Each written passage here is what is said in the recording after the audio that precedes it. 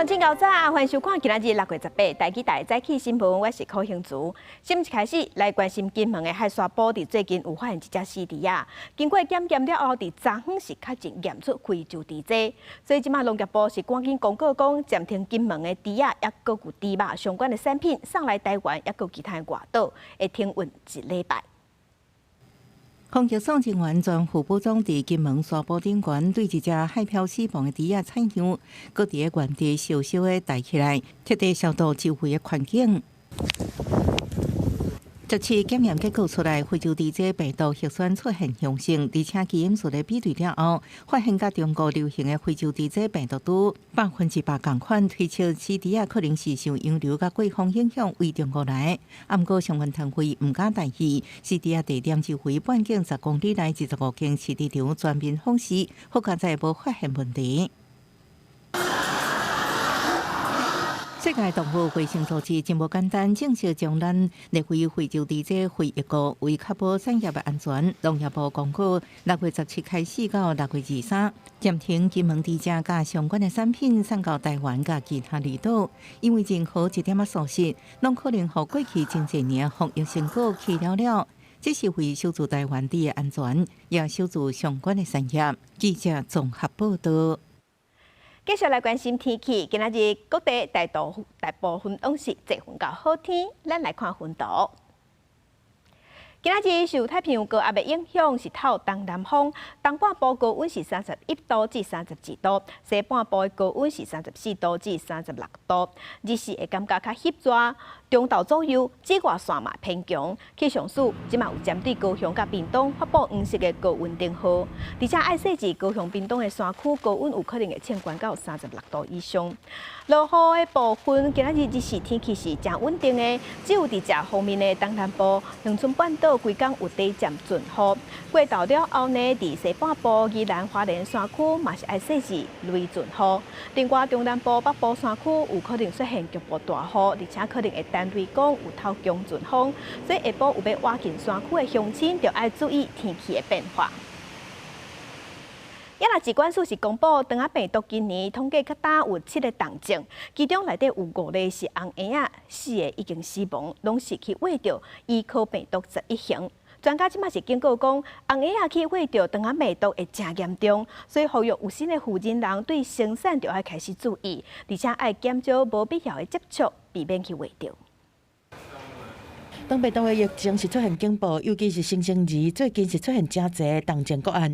疾管署17公布，顶礼拜新增加一个长病毒的感染并发重症的个案，是南部一个查甫红婴仔，拄出生3天就出现发烧、含袂喘气的症头，后壁佫出现休克、肝炎、心肌炎等等。另外佫新增加2例死亡，分别是南部出生6天的查某红婴仔和出生3天的查甫红婴仔，当中是感染伊科病毒11型。预估可能要到9月才会进入整体这个长病毒的流行期哈，但是在新生儿部分，因为重症一直接二连三的出现，我们也是连续2周已经有新增了3例的这个重症个案，加上还有死亡的个案，表示说这一波新生儿的长病毒疫情事实上呢是很特殊。根据疾管署的统计，今年长病毒的重症加起来有7例，其中5例是新生儿，出现4例死亡。专家警告讲，伊科病毒11型无亲像过去克沙基病毒71型，会有喙孔烂症头，大人若感染症头是真轻歹发现。若是新生儿感染会攻击肝脏、心脏，引起败血性的休克等等，病情变化是搁紧搁凶。疾管署嘛成立应变工作小组来应对疫情。妈妈得到以后，甚至妈妈会以为流鼻水，以为是过敏性鼻炎，所以其实严重的话，如果妈妈已经到达发烧或出现一些上呼吸道感染，其实就要通知妇产科医师。一般的长辈们在这个高度疫情流行的时候啊，应该尽量就减少人员对新生儿科的亲亲跟抱抱了。另外，各大新增加3例境外移入关节仔的病例，拢是恶性关节仔重症个案，其中2个人是做伙去肯亚，是6年来第1件境外移入关节仔的群聚。另外一个个案是北部40几岁的查甫人，要去西非湄南共和国来出差，目前是分别插管，而且必须要洗药剂，还未脱离险境。疾管署嘛提醒讲，民众若去高风险区，一定要伫4到6礼拜之前去旅游医学门诊注疫苗含领预防的药啊。记者综合报道。嘛是甲健康有关系的消息，这是癌症是连续43年是咱国内10大死因的头名。为着要落实总统大清德的政策目标，希望伫2030年癌症死亡率降低1/3。健保署对今年6月份开始，会提供气腺癌、鳞癌、大肠癌，会当用健保的钱来进行免疫治疗。一年上济就当替病友省200多万的医药费。去年12月都已经离开了，之前也有申请说这个免疫疗法，可是就是排不到。讲到亲人的治疗过程，伊也是感觉真遗憾。伊讲，伫咧去年为着要替亲人申请健保的免疫疗法，需要过真侪关，因爱先做基因检测，看敢有符合资格，刷落来该排队等主管。伊的家属就伫咧等待过程当中过身啊。你要做免疫疗法，一定要先做基因检测。那在检测以后呢，又有一个问题出来了，你要排队啊，你排不到就没有了。为着要减少这款危害，健保署伫咧今年6月份开始，甲3种癌症的免疫疗法纳入健保补助，分别是微小细胞肺癌、三阴性鳞癌和大肠直肠癌，而且唔免像较早，佮爱经过基因检测，才当直接去用免疫疗法。如果一当落来，上济会当替病友省200几万的医药费。我想这样等于就是让我们所有的肺腺癌的病人的照顾可以得到公平的照顾，而且看起来我们整个照顾的范围，盖囊括的范围已经超过90%。我们会认为这样子一个很好的治疗，它应该要更全面的被健保给给付，那并且病人在使用上面的限制，应该要以临床的需求为一个基础，而不是说为了要去做财务的控管来去做临床上面的限制。根据卫福部的统计，国人10大死因当中，癌症已经连续43档拢是排第1名。敢若去年就54000人因为癌症过身。台湾少年病友协会也建议政府未来会当偷偷扩大其他的癌症的免疫疗法费用纳入健保，来落实赖清德政府所定的2030年癌症死亡率降低1/3的目标。记者陈选林旭凯台北报道。各乡亲同齐关心今仔日报纸的重点，咱先来看《中国时报》。为着要提升咱国内紧急医疗应变能力，卫福部即马有咧清点药品、医材，甲倒一寡物件，咱是需要靠外国进口的。为安尼，即马决定要来推动本土家己做货茶啊，已经请厂商来评估量能。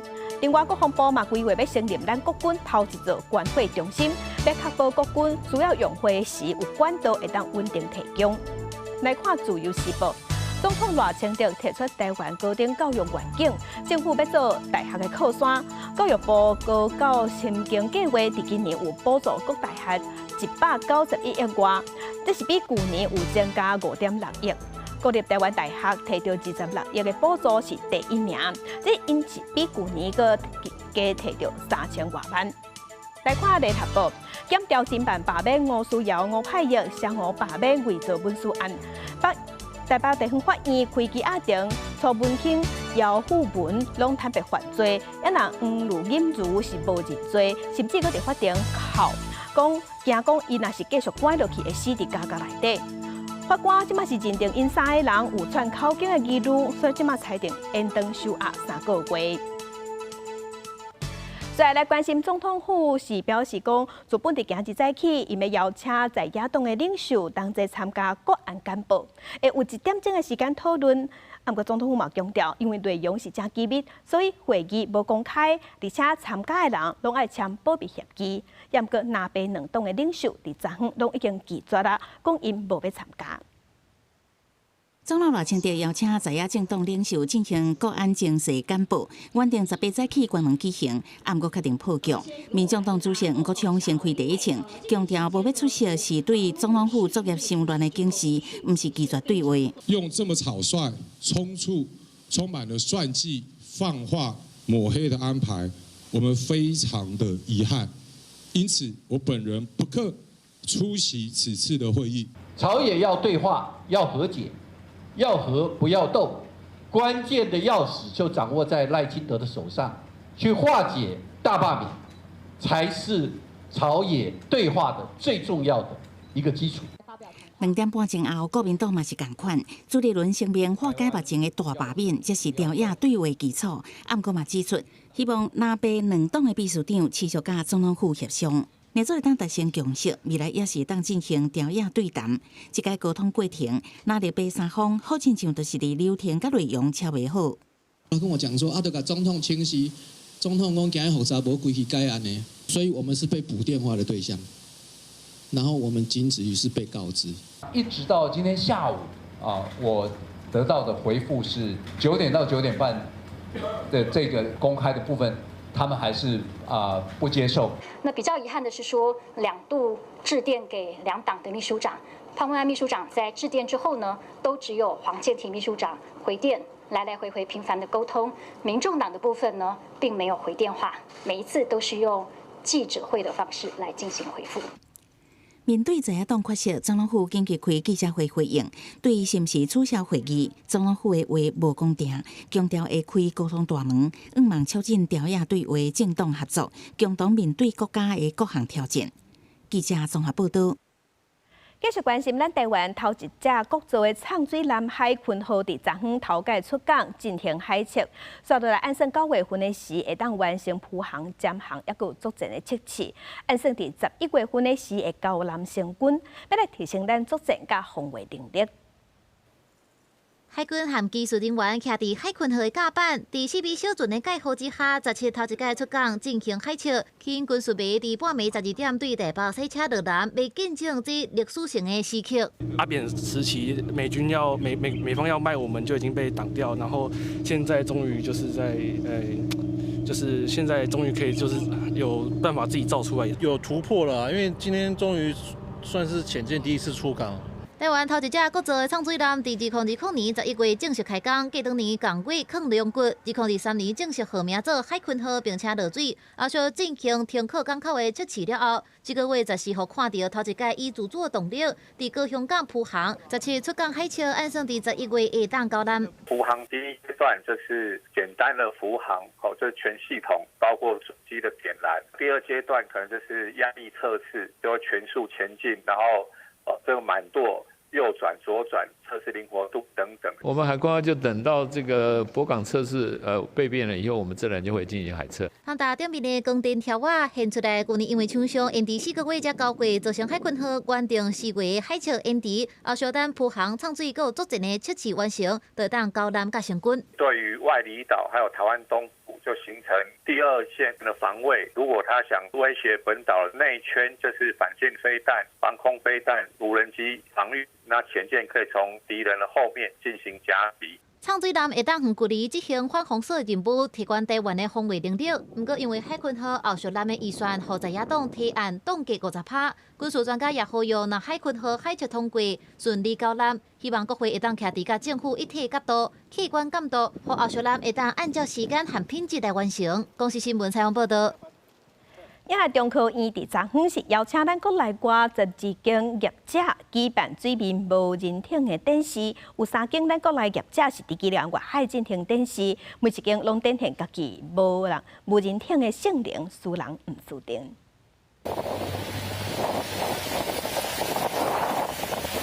伫海上站画8日等西，互影拢扣起来，扫落来对目标要驶正紧过去。国内3间无人艇的业者，伫宜兰所外海拼向上熬，皇宫敢若比武大会。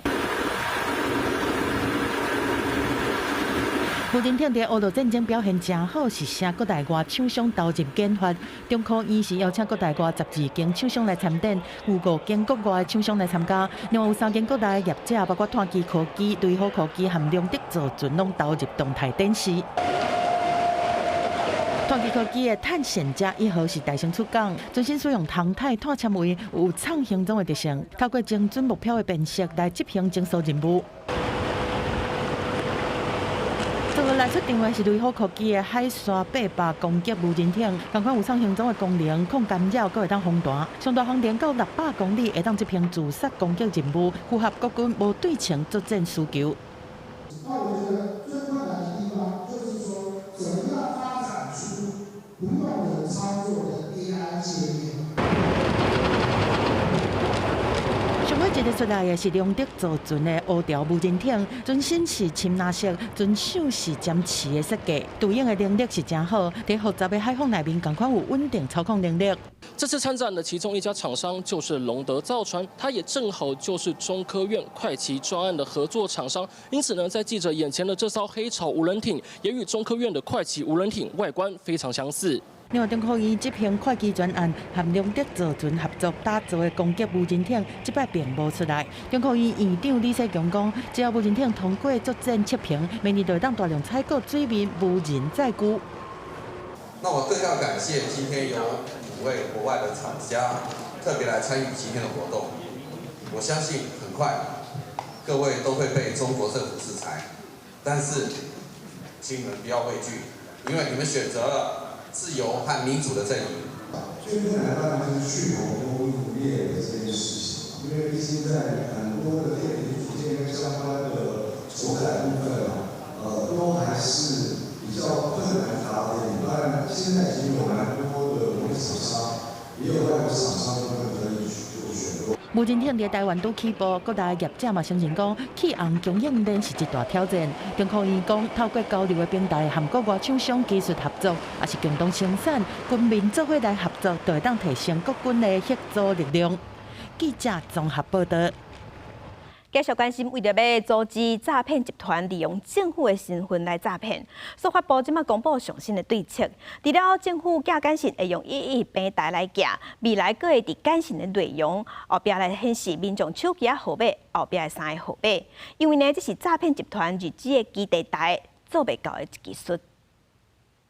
为着要预防诈骗集团假造政府的名机来发送简讯，司法部伫2023年推出来111简讯平台，政府机关统一由111这个号码来发送简讯。根据司法部的统计，自平台使用到今，已经累积超过500个政府机关使用，拢总发送6000万通的简讯给民众。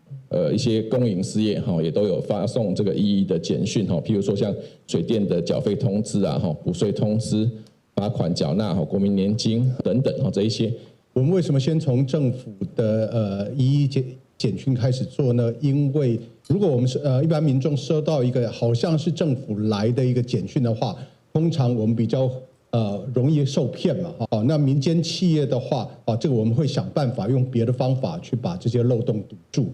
不过目前也拄到一个挑战，就是111简讯平台去互诈骗集团破解啊。目前诈骗集团上新的手法，就是伫咧车顶家己装一个非法的2G 基地台，然后找网络无好的偏僻地区，干扰4G、5G 的信号，成功假造政府发送111的简讯来欺骗老百姓。比较偏远收不到4G 讯号的地方，或者是说他在可能收到4G 讯号的地方，他就用一些讯号来干扰民众的手机收不到这些4G 的讯号，然后这个民众的手机收不到之后，他就会自己降频去收2G 的讯号。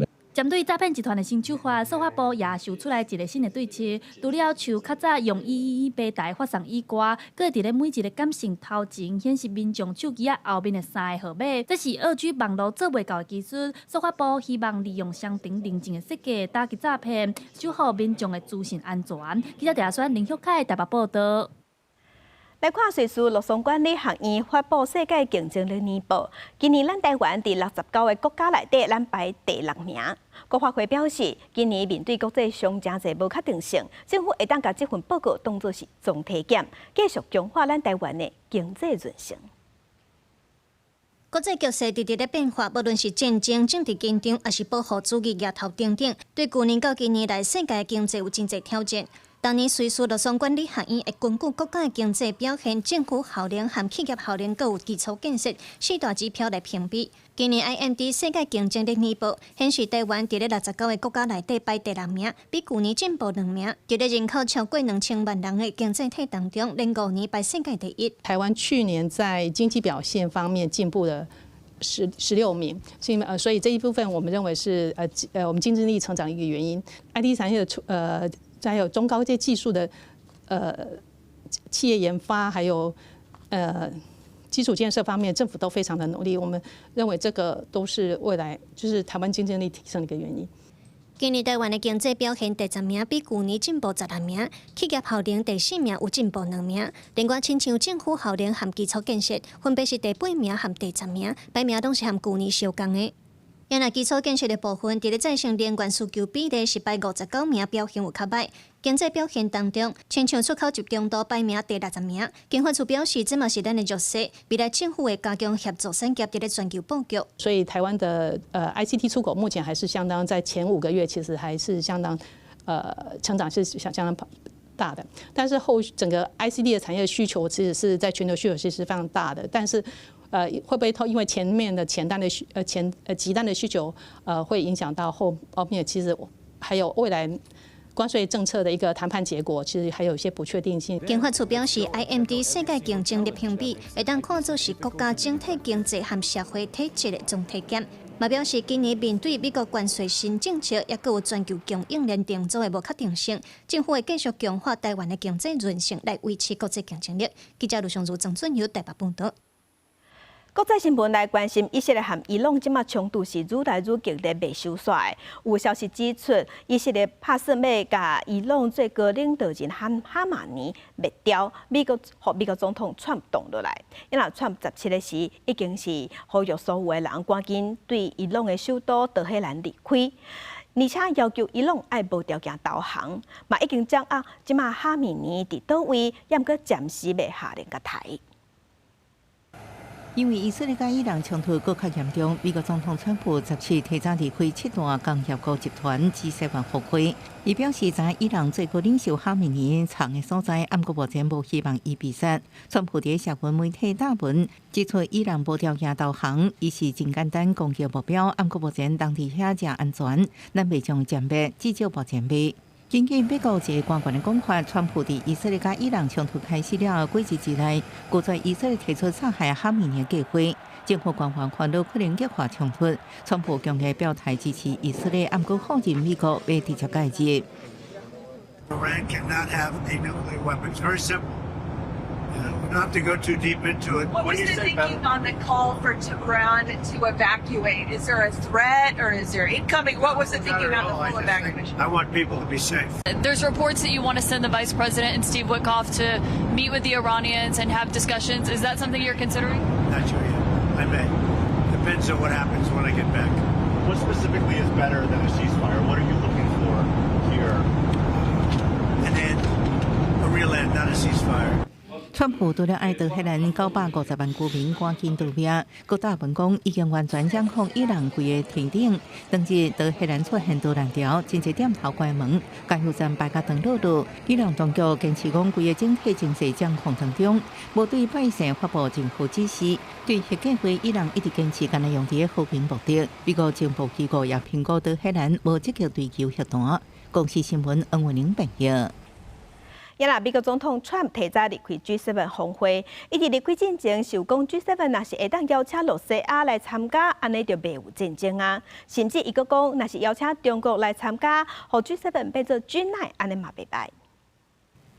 今年G7峰会伫加拿大度假胜地卡纳纳斯基斯举行，7个领袖照例斗阵翕相。面对俄乌战争甲中东战火当时的军价甲美国高关税，为全球经济带来无确定性。7大工业国有真侪议题爱协商，不过等袂赴峰会结束，川普因应中东情势，决定提早一日离开。不过伊煞雄雄提出，互러시아重回峰会提议。The G7 used to be the G8. Barack Obama and a person named Trudeau didn't want to have Russia in, and I would say that was a mistake because I think you wouldn't have a war right now if you had Russia in, and you wouldn't have a war right now if Trump were president 4 years ago. But G7 是伫1998年批准Russia加入正做 G8， 目的是鼓励Russia伫苏联解体了后走向民主。不过伫2014年，Russia并吞克里米亚，迄时阵美国总统奥巴马就甲其他G7成员国联手，将Russia踢出 G8。不过拄到2015年才做加拿大总理，并无参加当年G7峰会决策。川普明显舞唔着人。Why not have China here, the biggest economy in the world after the United States? Well, it's not a bad idea. I don't mind that. If somebody wants to suggest China coming in, I think we suggest. 川普表表示，党会邀请中国加入将 G7 加做 G9，不过川普这建议可能要经过集团成员同意才会使。在峰会场边双边会谈同时闹得真场。美英双方拢讲，目前协议正式完成签署，美国会对英国扣10%汽车关税加25%跟阿鲁米关税。英国是国内进口美国牛排加乙醇等商品。另外，日本首相就普无加美国总统川普会谈了后，贸易谈判无达成突破性进展。公司新闻站回应朋友。法国罗浮宫伫员工伫6月16日时雄雄罢工，原因是咧抗议旅客伤济，也毋过员工无够，害因无用次严重过劳。也若不管旅客遮济，也有西班牙巴塞隆纳的当地人上街头抗议员工客伤济，搅吵因的生活。已经到开馆的时间，法国有名的景点罗浮宫的大门锁关条条，互排到等的游客是规个雾煞煞。罗浮宫的员工伫16开馆进前是无预警发起罢工，理由是官方接待伤济旅客，说长期以来拢无请有够的人力，互员工严重过劳。官方宣布延后开门，而且紧急召开个展会议，目前拢还未对外发布任何声明。罗浮宫是全世界上受欢迎的博物馆之一，敢若去年就迎接870万的旅客。不过人数过济，造成观光品质降落来，员工过劳含建筑物未堪咧底遮侪人这问题，长久以来拢受到批评。虽然法国总统马克宏已经宣布改善计划，但是暗算搁要几啊年才会完成。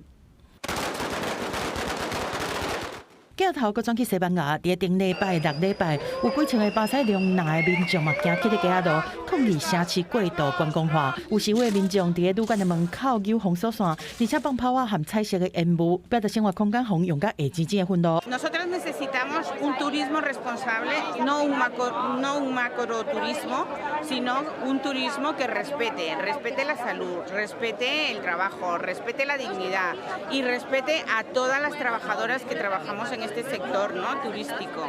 内面互咱讲上侪问题之一，就是伤侪主体拢互改造做观光公务，造成当地厝价起甲真悬，房源嘛无够。另外，因为有伤侪拢实体观光客咧开的商店含餐厅，嘛互真侪传统店家拢无去啊。伫示威内面特别受到注意的一项道具，就是七头米的水枪。这水枪本底是要互因伫游行内面较袂遐热，但因为伊会当制造无杀伤力的小干扰，伫游行内面互广泛使用，就要变作示威的象征。公司新闻又派准编译。今日国际上还阁有啥物大代志？甲乡亲咱做伙来去看世界。美国的联邦调查局 FBI 局长伫昨昏向国会提交报告，伊是亚讲中国有用奥步来干扰2010年美国的总统大选。报告内底是指出，中国涉嫌做真侪假的美国驾照，甲这驾照流入来美国，透过假选票来影响2010年的总统大选。关心六四啊，媒体有报讲，北韩即马要派5000个军事建筑工人，也有1000个扫地类的人员去洛西亚，要帮助洛西亚来重建家园。这嘛是因两国在扩大军事合作了后，另外一个互相斗相共的证明。继续关心印尼的火山机构对外表示，东努沙登加拉省这个所在有一个火山伫昨喷发，而且是喷出11000公尺悬的火山云。当地政府即马甲火山警报已经有关到上界危险的级数，嘛警告讲，准讲当地落大雨，安尼火山灰有可能会造成土石流。镜头转来国内来关心中华报道，有一间做饲料的工厂伫昨昏发生公安意外。这是一个41岁姓杨的员工，咧拼假翻白机器的时阵，无细字人全溜落去。加入去了后，其他同事赶紧报案，警消人员赶到现场，赶紧甲机器撬歹，才甲人救出来。也毋过伤势伤过严重，救无转来。救护车紧甲受伤的人送病院，但是伤势真严重。救援人员一路做 CPR， 落尾嘛是不敌过身，互家属是真悲痛。今仔日是安怎那安尼？嘛唔知。不要再讲了。但是发生伫17早起10点外，中华宝岛这间饲料场传出公安意外，41岁姓杨的员工当在拼喙翻白机，煞无细字对机器内面的楼梯杵落去，正卡互机器压掉。警消是开1点外钟的时间，才总算甲人救出来。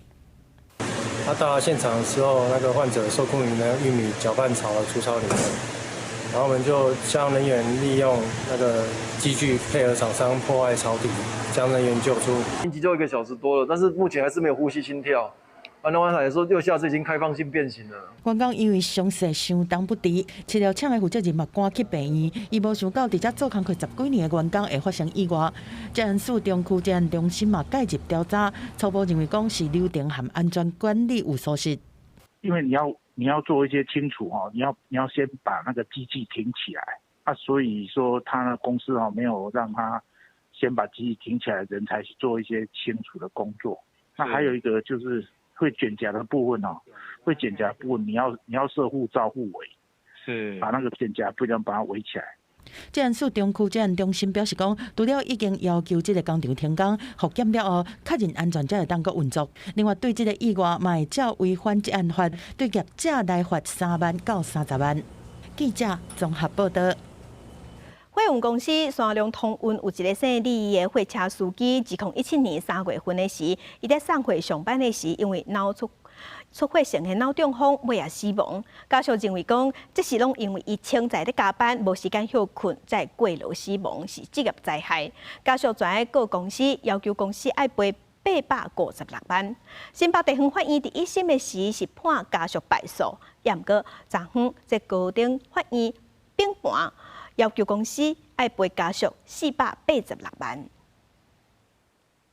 2017年3月出名的货运公司三良通运姓李的货车司机，载货时阵向身躯倒半身麻痹看无，到尾因为出血性脑中风死亡。当时姓李司机太太出面主张，先生无相关病史，是因为常常超时加班，致使过劳死，向三良提告，求偿856万职灾赔偿。新北地法院1审判家属败诉，高等法院17替销员判决，该判三良应该赔离价486万元，专案还佫会当佫上诉。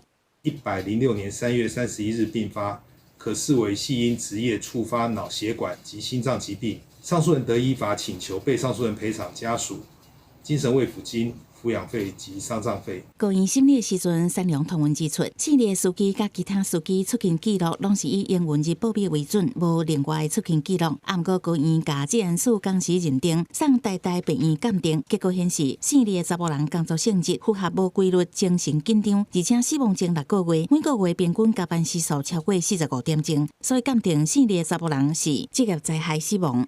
对我来讲，可能也值得欣慰啦，因为毕竟就是迟来的政治吧。很高兴，就是法院能够相信我，给老公一个公道。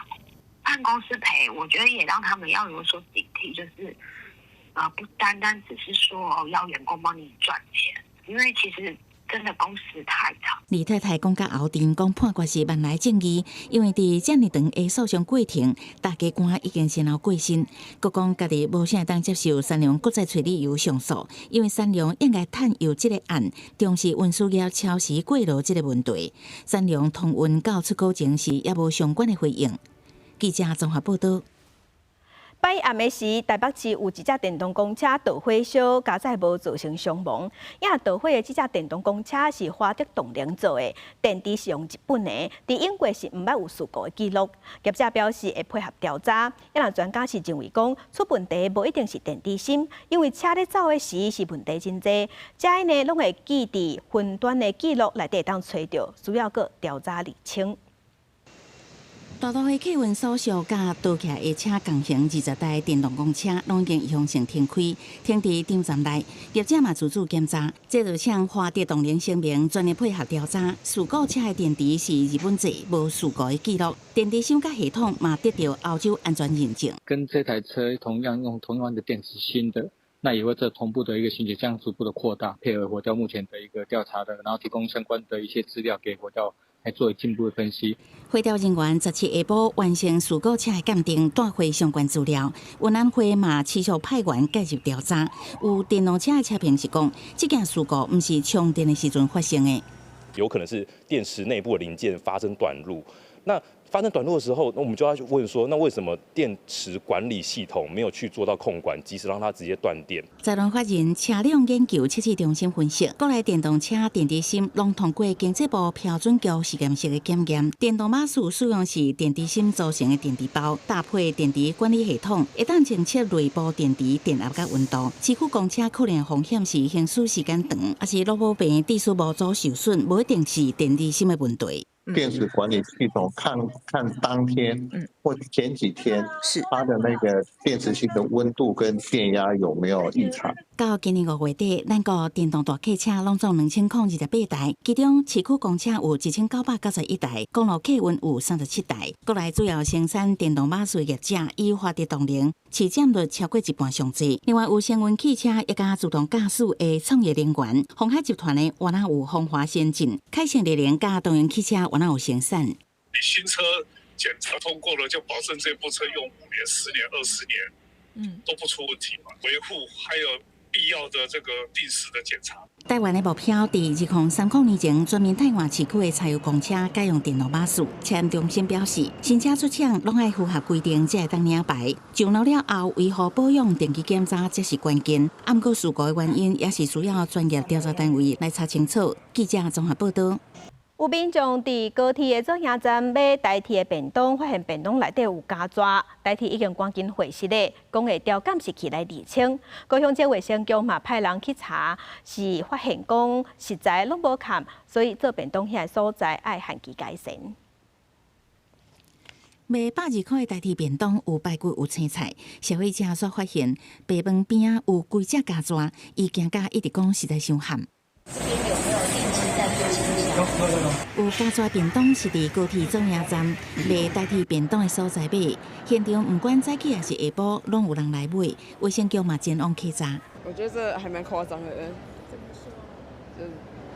就是卫生问题，本来就有小强，就是卫生问题有待就有疑虑嘛，这样子。老牌子已经很久了，我们对它很有信心。当然，真的有这样的反应，他们知道内部也应该要再注意一下。卫生局稽查卖场地便当制作工厂，拢无发现加纸顶味霉，随机抽验一件同款制停的产品带回检验，结果出来会依法处理。不过制作现场嘛发现部分食材无完全看好，要求限期改善。代替是出来回室的，会调研影像查清楚到底倒一个所在出问题。我们这边深感抱歉。那在这个处理的过程当中，我们于今天早上10点多的时候，已经有联络到该名的消费者。那在今天呢，我们也会针对我们贩售的贩卖台以及我们的厨房做加强的一个清洁。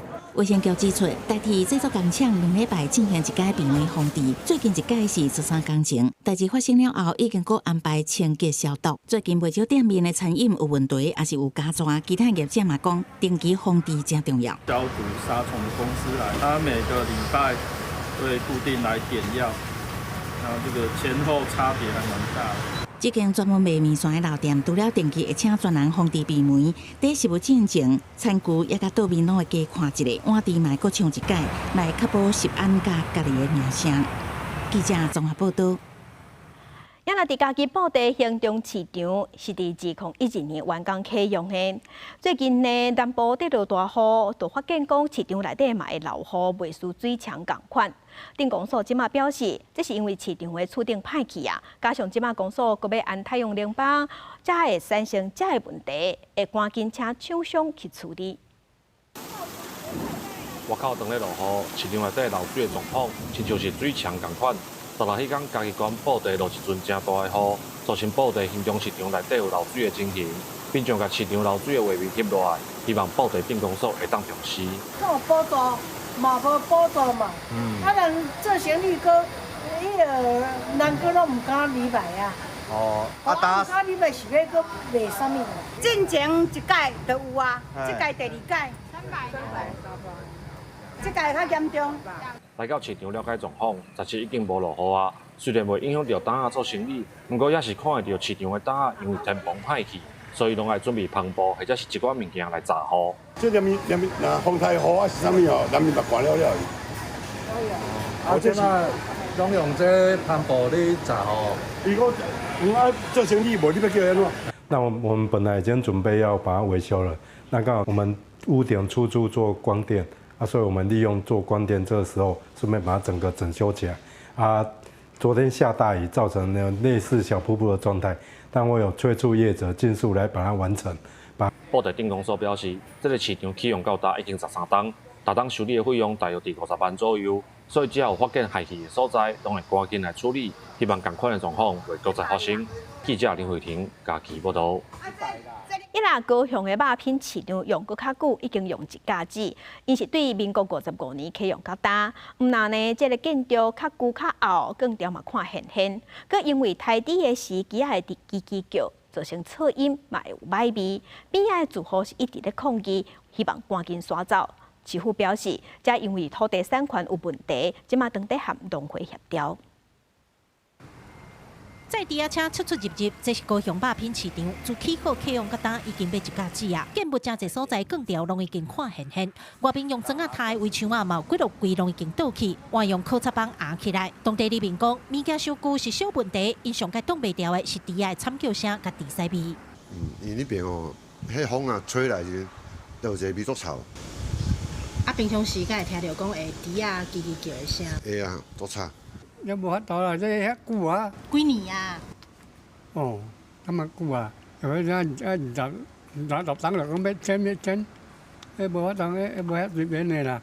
肉品市场就伫咧三明区的原仔里，过一条民族路都是在地知名的商场。周边建案一直起，但是原仔里这边却因为肉品市场定伫咧遮，愈来愈无发展。里长表示，今年市府讲启动清算计划，却因为土地产权问题拢无进展，到底要安怎做，爱互地方一个明确的方向。对此，农业局表示，土地问题目前也搁甲高雄地区农会咧协调当中。要诉讼，你嘛会当摕出你个诉讼的公文，互阮看嘛，真正有咧拍官司。啊，也是若无要看拍官司要转型，安尼嘛紧有一个计划出来，互咱遮附近的百姓有一个想法。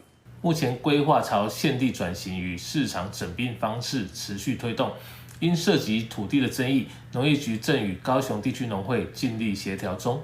因为土地问题也无法度解决，农业局表示，目前会甲环保局配合，针对空屋噪音等问题持续稽查监控。若市场建物伤旧，甲围墙外部分，也要求肉品市场爱加强定期巡检，避免造成安全问题。记者柯家主张用高雄场报道。地方放送头镜头来屏东的动物之家已经经营要满1档。不过呢，最近当地管机关有发现讲，动物之家的预算当年拢红减，今年因才分到1300多万尔。安尼若算的一只动物一工照顾的费用才无70块，所以呢，为着要省冷气的钱，全要甲猫仔带去办公室内底照顾。对门口行入去，就看到3个铁笼仔放伫柜台边啊。伫办公室内，一人就甲办公桌仔踩做伙。流浪猫仔有的咧啉水，有的咧拄久。这是屏东县的动物之家。进前就有屏东县议员来，看到人甲猫仔做伙办公的画面，认为天气遮尔热，员工为着省电，煞毋甘开冷气，互猫仔甲员工做伙互热，伤过离谱。我们的预算是没有给他电费吗？还是没有给他足够的预算？538乘以135，再乘以365天。应该要给他将近2500万的预算。当时的主计处说什么？因为刚成立，收容数不会达到满的量，所以呢，我们先不要给这么多。县议员陈勇表示，县政府予动物之家预算一年比一年搁较少，去年拄成立变1955万，今年才剩1332万。逐工每一只动物的照顾费用对135块。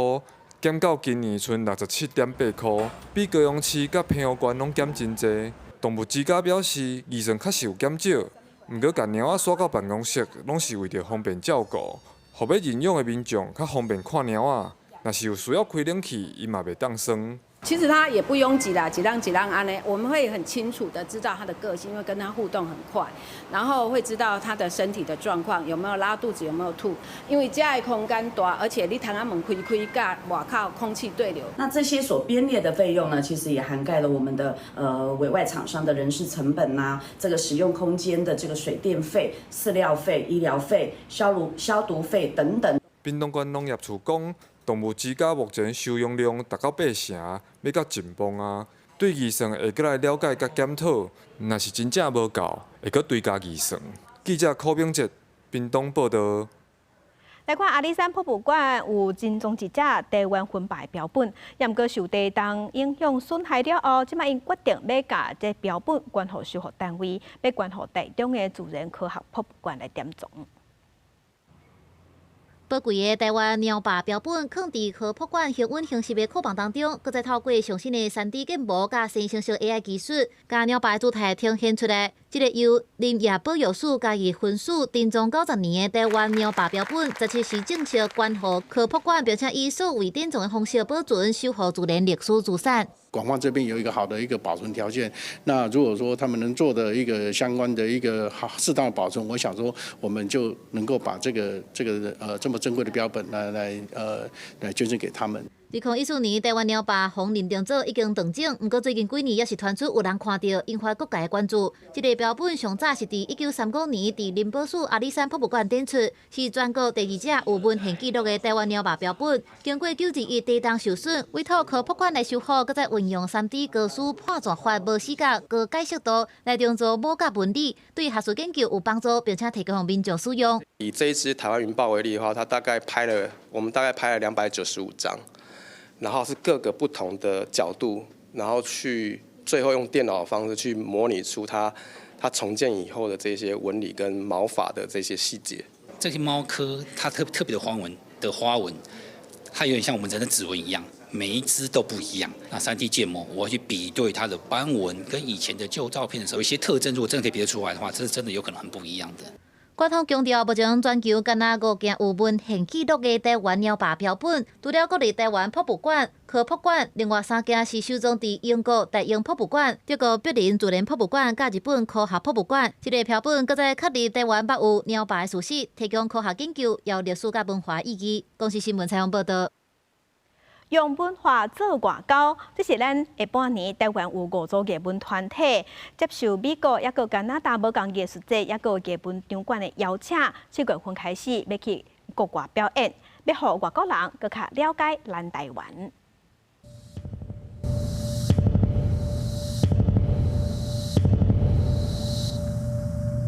用台湾书法家陈永珠的创作结合科技编舞来表现文字甲具体线条的美感，这是编舞家黄奕的作品《墨》。今年受到邀请，要去美国的舞蹈艺术节演出。墨如我一路以来的创作，深受台湾科技基础、多元文化与创新精神的滋养。此次的巡演，期待带着这份台湾的文化与创意，带到美国。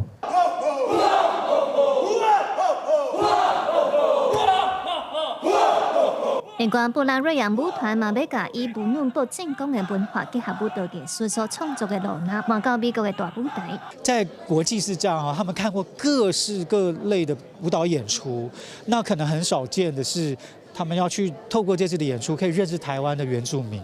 有科技、有人文，也有打击甲当代舞蹈等等。台湾下半年拢总有5组表演团体，受到北美无共剧院艺术节等等的邀请。咱国文化部和美国在台协会嘛提供协助，让台湾的艺术家通去美国、加拿大等等无共所在去巡回演出，交流台湾文化。被砍2000万代表什么意思呢？我们大概会少40组的团队可以出国，可是即使如此，我们还是拼了命的，不希望减少这个出国的机会。即将出发前往美国的台湾团队，美国巡演计划，他们让美国观众有机会体验台湾精彩的表演艺术，进而更加认识台湾。文化部表示，希望透过这届去北美29场的巡回演出，通为台湾争取愈侪艺文的交流机会，也让国外民众看到除了半导体以外不共产品的台湾。记者卢尚珠、郑俊由台北报道。关心天气，来看各地头的温度。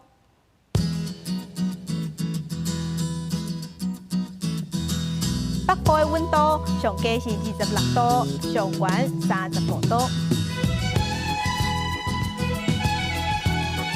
中部的温度上低25度，上悬34度。南部的温度上低25度，上悬36度。东部的温度上低25度，上悬32度。外岛26度至31度。感谢乡亲收看，将亲平安顺心，明仔载早起9点，咱再会。